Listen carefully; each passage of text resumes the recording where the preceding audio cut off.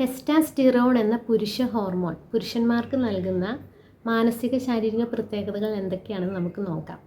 മാനസിക പ്രത്യേകതകളായിട്ട് വരുന്നത് dominance capacity അഥവാ ആധിപത്യം സ്ഥാപിക്കാനുള്ള കഴിവ്, അല്ലെങ്കിൽ കാര്യങ്ങളെ മുന്നിൽ നിന്ന് നയിക്കാനുള്ളൊരു പ്രത്യേക കഴിവ്, അതും ആത്മവിശ്വാസത്തോടെ തന്നെ ചെയ്യാനുള്ളൊരു കഴിവ് പുരുഷന്മാരിൽ പ്രത്യേകമായി നമ്മൾ കണ്ടിട്ടുണ്ടല്ലേ.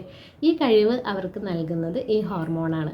അതുപോലെ കാര്യങ്ങളെ മത്സരബുദ്ധിയോടെ നോക്കിക്കാണുന്നതിനും റിസ്ക് ഏറ്റെടുക്കേണ്ട ഒരു സാഹചര്യം വരുമ്പോൾ ധൈര്യപൂർവ്വം റിസ്ക് ഏറ്റെടുക്കുന്നതിനും അവരെ സഹായിക്കുന്നത് ടെസ്റ്റാസ്റ്റിറോണാണ്. ലിബിഡോ, ലൈംഗിക താല്പര്യം അവർക്ക് നൽകുന്നതും ടെസ്റ്റാസ്റ്റിറോൺ തന്നെയാണ് കേട്ടോ.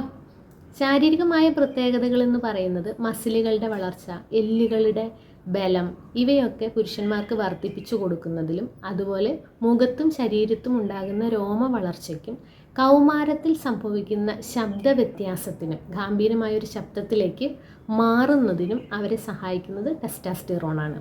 ടെസ്റ്റാസ്റ്റിറോൺ കുറഞ്ഞു പോയാൽ എന്തൊക്കെ സംഭവിക്കും?